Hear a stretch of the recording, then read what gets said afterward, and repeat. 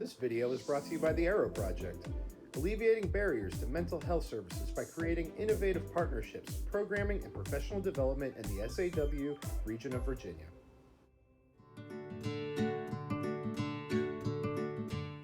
Hi everyone, my name is Katie and I'm an intern with the Arrow Project. Today I'm going to talk with you about what you can say to your child if they're upset, if they're crying, instead of the words, "stop crying." For a child, they might express their big emotions through their tears.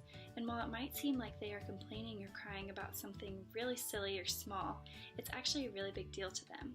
And so it's important that children feel heard and understood and that they know it actually is okay to cry.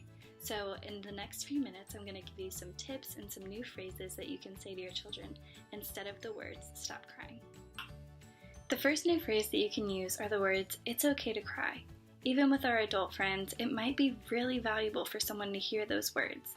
"It's okay to cry" implies that you hear them and that you see them and that their tears are welcome with you. Another phrase that can be really valuable when a child is crying are the words, "I can see that you're really upset." Sometimes kids really don't know how to label their emotions, and so they might feel upset, but they don't exactly know what's going on. So for you to say the words, "I can see that you're upset about," maybe that they can't play outside, or maybe that they're done watching TV. By saying the words, "I can see you're upset," it shows them that you're validating them and that you see the big emotions that they are bringing. Going along with children not knowing how to label their big emotions, another phrase that might be valuable is, "You're so frustrated. It's okay. I'm here for you." Just by saying the words, "I'm here for you," and that you can see that they're really frustrated, they might be able to bring their frustration to you.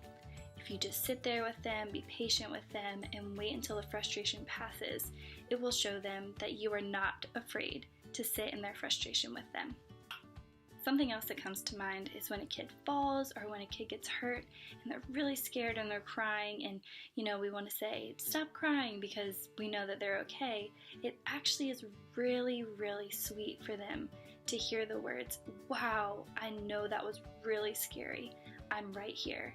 And by holding them close, by labeling their emotion that was scary, they are being shown that you saw them and that you are with them and that you will hold them even when times get really, really scary, and that it's okay to cry.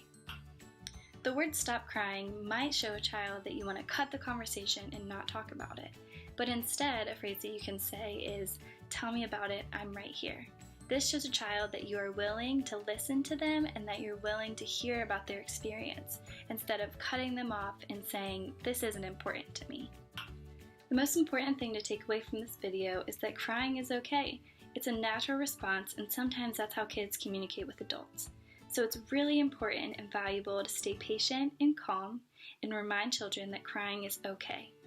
Instead of saying, "stop crying," maybe let's try having some empathy and sitting with our children, holding them close and sitting in their big emotions with them. From all of us at Arrow, we hope that you are doing well, staying safe, and we can't wait to see you again in person.